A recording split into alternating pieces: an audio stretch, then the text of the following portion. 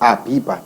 Zany hoe raha mahita calendrier indrindray misy calendrier am'izao mety mbola misy dia eo anatin'io calendrier io zany misy ohatran'ny sarina silana lohan'olona kely, de indraindray balika be ny tarihan'olona de indraindray mainty be, de ao anatin'izy iny le mainty be iny zany iny no atao hoe tsinana le volana, dia iny no voalohany volana. Ka ao anelanelan'ny mars sy ny avril raha mahita sary ohatran'ny boribory mainty be nareo anatin'ny calendrier, raha misy an'ireny calendrier nareo fa be dia be koa ny tsisy an'ireny intsony, de iny zany no tsinam-bolana iny, ary iny ny voalohany volana Abiba. De manomboka amin'iny mainty be iny manisa hoe un na hoe ray, de ny ampitson'iny dio na roa, de manisa 3 4 5 6 hatrany amin'ny 14 na ny faefatra ambin'ny folo, de zay faefatra ambin'ny folo ao arinan'iny mainty be iny zany iny ny tena datin'ny Paska ara-baiboly.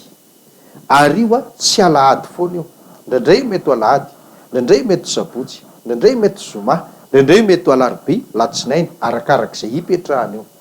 Fa mifanandrify amin'iny hoe faefatra ambin'ny folo volana voalohany iny foana, ka anjaranareo zany no mijery raha ohatra ka tsy manana calendrier indray ianareo, de afaka mijery na manontany any amin'ireny hoe mpamantatra toetrandro reny hoe oviana no tsinana ny volana raha ohatra ka hoe anelanelan'ny volana marsa sy avril, de izy mamantatra zany satria ireny manana ny fitaovana mijery ny zavatra eny ambony eny, de mahita hoe am'izao ny voalohany volana na hoe tsinam-bolana, de amin'iny zany natao hoe premier na hoe voalohany volana, dia amin'iny nao manomboka amin'isa 1 dio 3 hatrany amin'ny 14 dio am'le faefatra ambin'ny folo iny ny datin'ny Paska iny. De azavaiko tsara ny famononan'le biby zanak'ondry zay atao hoe Paska hoanina rehefa avy eo, de amin'ny andro 14 nisaniny iny fa saingy amin'ny hariva, hoy ny tenin'Andriamanitra no vakitsika. De le hariva amin'io le hariva vao miditra, satria ny andro eo anatrehan'ny soratra masina sy ny baiboly, ny andro anankiray zany de manomboka ny hariva de mifarana ny ampitso hariva. Zany hoe raha ohatra zao ka andro any zao misy atsika zao le datin'ny Paska, dia omaly hariva ny letika ny masoandro nefa nanomboka ity andro ity, de mifarana androany hariva rehefa miletika ny masoandro. Zay no andro ray ao anatin'ny baiboly. Ka raha ohatra zany hoe vonona le Paska amin'ny hariva, de ny hariva alina efa lasa no vonona, zany hoe am'le alina hiditra iny. Raha ohatra zany zao raha mpitso ny datin'ny Paska, de androany alina ny vonona sy hoanina le zavatra atao hoe Paska. Ohatr'izay zany fomba fanaovana azy zay. De mazava zany aloha zay ny tena hoe datin'ny Paska ara-baiboly raha mpifanandrifina am'izao calendrier misy atsika zao, ary na izao calendrier misy atsika zao reny misy fanaporofona ihany zay atao hoe ahafahana mijery taratra, fa marina tokoa hoe ao anatin'ny marsa sy avril na anelanelan'ny marsa sy avril ny volana voalohany, satria ny calendrier atsika zao manomboka amin'ny janvier voalohany, fa any amin'ny fahafito volana juillet, fahavalo volana août, fahasivy volana septambra. Nefa io septambra io raha rasaina de avy amin'ny soratra hoe 7 na hoe 7, de raisitsika zany hoe tokony volana fahafito ny septambra, de mitoy aorinan'iny oktobra avy amin'ny teny hoe okta na hoe octo na okta, mitovy amin'izany ny atao hoe oktavy ilazana zavatra anankivalo ny dikan'izany, satria ny aorinan'ny fito tsy maintsy valo. Dikan'izany de ny septambra zany volana fahafito, ny oktobra zany volana fahavalo, ny novambra mazava loatra avy amin'ny soratra hoe 9 na hoe 9 ny sivy ny dikan'izay. De aorinan'ny novambra desambra avy amin'ny hoe des, desi na deka, samy ilazana fahafoloana na hoe folo ny dikan'izay zavatra izay. De ireo zany efa ahafahantsika mitazona eny hoe voatazona anatin'ny septambra angeny fahafito, oktobra fahavalo, novambra fahasivy, desambra fahafolo, janvier faharaiky ambin'ny folo arak'izany, février faharoa ambin'ny folo. Ditanao mipetraka ao anatin'le hoe marsa ihany zany ny tokony volana voalohany. Zany hoe tsy de zay loatra, fa io zany fanaporofona anankiray entina anamafisana lay nambarako teo. Eny ary fantatsika zany zay de afaka mijery ianao zany hoe raha am'ty taona ity firy zany tena datin'ny Paska miainga am'le tsinam-bolana ao anelanelan'ny volana marsa sy ny avril. De firy ny tena datin'ny Paska, asa na efa lasa na mbola andrasana aloha de tsy fantatro, fa zay aloha ny tena daty. marina. Raha hita ny tena daty marina dia andao hojerevantsika indray hoe inona avy no voalaza ao anatin'ny baiboly ny fomba fankalazana sy fitandremana izany paska izany. Iverinao amin'ilay bokin'ny Exodosy toko 12 isika. Exodosy toko 12 dia ny andininy fa 14. Andiny fahavalo aloha vakitsika. Exodosy toko 12 andiny fahavalo. Amin'ny anaran'i Jesosy zao ny voalazany teny. Dia hohaniny amin'izany alina izany ny hena voatsatsika tamin'ny afo no hinanany azy, mba amin'ny mofo tsy misy masirasira sady ampiarahina amin'ny anana mangidy. Zany hoe io le ndresako hoe vao manomboka miditra zany ny arivan'le hoe 14 abiba na 14 nisanina dia vonoina aloha le zanak'ondry. Dia iny zanak'ondry iny ho an'ny mpianakavy, tsy tokony asiana ambony. Ka raha tsy lanin'ny trano anankiray iny dia tokony antso namana eo amin'ny manodidina azy eo izy ikambana amin'ny inondry anankiray iny mba ho lany le izy. Dia amin'ny ariva vao miditra no vonoina iny dia hoanina amin'ny alina. Dia rehefa hoanina le izy tsy andrahoana amin'ny rano fa atsatsika amin'ny afo ohatrany hoe atono. Dia asiana mofo tsy misy masirasira sy hanana mangidy. Reo zany no hoanina miaraka aminy. Dia melohany io misy fepetra izay napetraka ihany koa hoe rehefa mihinana azy dia inona ihany koa ny zavatra tsara atao. Dia eo amin'ny andininy fa 12. Exodosy toko 12 ihany andininy 12. Zao ny voalazany teny hoe ary toy izany no ataonareo raha mihinana azy, ny valahanareo ho voasikina, ny kapanareo ho eo amin'ny tongotrareo, ary ny tehanareo ho eny an-tananareo, dia hoaninareo faingana izy fa paska an' Jehova. Hitanao zany hoe hoanina faingana fa paska an' Jehova, le zavatra hoanina zany natao hoe paska. Fa ny famaritana ny paska dia le hoe nandikan'le teny hoe paska dia hoe fandalovan'i Jehova io. Dia reto avy ny atao rehefa hihinana azy voalohany sikinana ny valahany, faharoa anaovana ny kapa, ary fahatelo tazomina ny tehana.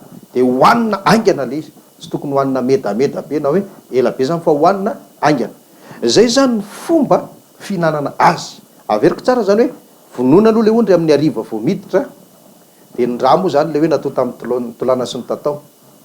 Dia tsy andrahoina amin'ny rano fa atsatsika amin'ny afo atono. Dia rehefa hihinana azy dia homanina koa ny mofo tsy misy masirasira sy ny anana mangidy. Rehefa tena tonga amin'ny fotoana hihinanana azy, amin'ny alina no hihinanana azy araka ny tenin'Andriamanitra teo dia sikinana ny valahana aloha, ary anaovana ny kapa, tazomina ny tehana. Dia rehefa mihinana azy dia hoanina aingakaingana. Manarak'izay dia ahoana ihany koa no atao rehefa hotandremana izany paska izany na hoe fankalazana izany paska izany, inona avy ny atao? Dia andingana avy hatrany ry amin'ny andininy fa 15 ary ka hatrany amin'ny andininy fa 20. Exodosy toko 12 ihany andininy fa 15 ka hatramin'ny andininy fa 20. Fa saingy tsy ho vakiako le izy fa ianao no mamaky rehefa avy eo, fa azavaiko fotsiny hoe zao ny voalaza ao anatin'izy io. Raha vita zany le nazavaiko rehetra teo tapitra ny alina, tonga ny andro mazava 14 nisanina. Dia mandeha ny zavatra rehetra zay atao amin'iny 14 nisanina iny. Dia ao anatin'ny ampitson'iny amin'izay zany hoe amin'ny andro fa 15. Zay ny voalaza eto amin'ny andininy fa 15 ka hatramin'ny fa 20 ty ao amin'ny andro fa 15, fa 19, 17, 18, 19, 20, 21, 7 andro aorinan'ny paska, zany hoe 15, 16, 17, 18, 19, 20, 21 nisanina na abiba. Dia ireo 7 andro misesy ireo aorinan'le andro paska no atao hoe andro firavoravona, ary andro fihinanana mofo tsy misy masirasira.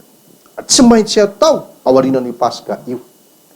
Efa nohanina le paska ny alina ny 14 niaraka tamin'ny anana mangidy sy ny mofo tsy misy masirasira. Fa mbola afandray koa le hoe mofo tsy misy masirasira hohanina mandritra ny 7 andro. Zay natao hoe andro firavoravona, ary amin'ny andro voalohany amin'le 7 andro io, zany hoe ny andro fa 15 sy ny andro fa 7 amin'le 7 andro io, ny andro fa 20, dia misy fotoana lehibe manetsiketsika. De zay koa zany natao rehefa mankalaza ny Paska, manao andro firavoravoana, mandritra ny 7 andro, de ny atao de hoe mihinana mofo tsy misy masirasira, ary eo anatin'io le hoe sorona daholo masirasira rehetrarehetra ao an-trano, tsy avela isy masirasira. Le masirasira eto tsy hoe sira fanao amin'ny laoka akory fa ny karazana atao hoe lalivay, ny karbonetra, ny levure sy ny karazany mitovitovy amin'ireny. De zay mofo misy andrezany tsy azo hoanina ary tsy avela isan'ireny ihany koa ary tavela ao an-trano mandritra an'ireo 7 andro ireo. Zay zany fomba fankalazana izany Paska izany. De misy fepetra nefa izy io, napetraka mazava tsara vakitsika ary amin'ny andininy fa 420 sy ny manaraka, vakina ary ny andininy fa 420 amin'ny anaran'i Jesosy, ary ny antevolanin'ny olona rehetra zay novidim-bola de ho forana aloha vao mba hihinana. Ny vahiny sy ny mpikarama tsy mba hihinana azy, ao an-trano iray no hihinanana azy, tsy amoahanao eny ala-trano akory ny hena, ary tsisy ho tapahanareo ny taolany na dia iray aza. Ndiny 720 ny fiangonana dia ny Israely rehetra hitandrina izany. Ary raha misy mivahiny eo aminao ka mba te hitandrina ny Paskan' Jehova, dia aoka ho forana aloha ny lehilahy rehetra eo aminy, vao manatina hitandrina izy ka ho tahaka ny tompon-tany ihany izy, fa tsy voafora rehetra kosa de tsy mahazo mihinana izany. Zay zany ny fepetra anankiray takiny e. De hoe natokana ho an'ny zanak'Israely le izy. Fa raha misy andevy voavidy vola na vahiny tonga ao an-trano ka maniry te hihinana, de ny fepetra takina de hoe forana aloha. Zany hoe tsy azo ny olona tsy mifora atao ny mankalaza Paska sy mitandrina ny Paska na mihinana ny Paska. Tsy azo ny olona tsy voafora atao zany, fa ny olona atao hoe efa voafora ihany no mahazo mihinana. Zay zany le fepetra zay.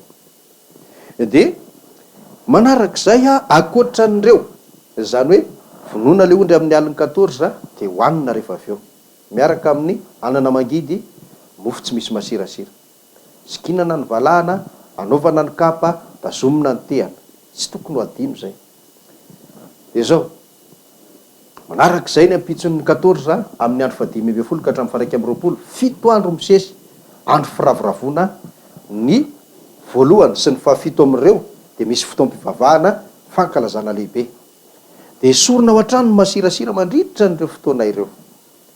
Fepetra mipetraka, zay te hihinana sy hitandrina Paska sy hankalaza azy, de tsy maintsy forana, fa ny tsy voafora tsy mahazo mihinana, tsy mahazo mankalaza. Zay ny zavatra mikasika ny Paska. Akoatran'io, inona ihany koa ny tsy maintsy atao sy ny tokony atao rehefa tonga izany andro Paska izany, araka ny didy sy ny teny napetraky Jehova. Exodosy 17, Exodosy 17 dia vakina ny andininy voalohany ka hatramin'ny 7. Exodosy 17 andininy voalohany ka hatramin'ny 7 amin'ny anaran'i Jesosy Tompo, zao ny voalazany teny. Ary Jehova niteny tamin'ny Mosesy ka nanao hoe, amasiny ho ahy ny lama-to rehetra, de izay voalohany teraka rehetra eo amin'ny zanak'Israely, na olona na biby fiompy, ay ireny. De io Mosesy tamin'ny olona, tsarovy izao andro izao, izay novoahanareo avy tany Egipta tamin'ny trano nandevozana, fa tamin'ny tanana mahery no nitondrany Jehova nareo nivoaka avy tany, ko aza misy mihinana zay misy masirasira. Akoatran'le fa voalaza teo zany de misy zavatra ray tsy maintsy atao foana isaky ny isa-taona rehefa tonga ny Paska. Inona le izy? Ny fanokanana ny lama-to ho an'i Jehova. De vakitsika eo ambany eny toy fa raha ny tena marina zany de hoe atolotra atao fanatitra ho an'i Jehova ny lama-to rehetra isaky ny tonga ny vanim-potoanan'ny Paska. Fa eo ambany eo raha mamakitsika de nanazava ny tompo hoe tsy ho vonoina le olona fa ho avotana na ho soloana zavatra hafa. De izay fanoloana zavatra hafa zay zany natao hoe fanavotana ny lama-to, na hoe mitovy amin'le fanaterana ny lama-to rehetra ho an'i Jehova. Tsy maintsy atao ihany koa zany rehefa tonga ny vaninandron'ny Paska. De ho jerevantsika farany indray amin'ity androany ity zany hoe olona tohinina ihany koa no tsy mahazo mihinana ny Paska, akoatran'le voalaza teo hoe le tsy mifora zany. Ny tenin'Andriamanitra ihany moa no ahafahantsika mamaritra an'izay a. Ndao ary ho jerevana ao amin'ny bokin'ny Nomeria dia ny toko fahasivy. Nomeria toko fahasivy, andininy fahafolo sy ny raika ambin'ny folo. Nomeria toko fahasivy, andininy fahafolo sy raika ambin'ny folo, avaky antsika amin'ny anaran'i Jesosy. Mitenena amin'ny zanak'Israely hoe, raha misy olona eo aminareo na eo amin'ny taranakareo hatramin'ny faramandimby maloto amin'ny paty na lasan-davitra, dia mbola hitandrina ny Paska ho an'i Jehovah ihany koa izy amin'ny harivan'ny andro faha-efatra ambin'ny folo amin'ny volana faharoa no hitandremantsika azy, ary ampiarahana amin'ny mofo tsy misy masirasira sy ny anana mangidy no fihinany azy. Ny tiako resahana zany dia zao, ankoatran'le fepetra efa niresahana teo sy zay rehetra nazavaintsika teo, dia zao ny olona tsy mahazo mihinana ihany koa dia ny olona atao hoe maloto amin'ny paty. Zany hoe raha nisy fahoriana tao an-tranony maloto amin'ny paty izy zany. Io resaka faty io mantsy misy tantara be fa angamba mbola tsy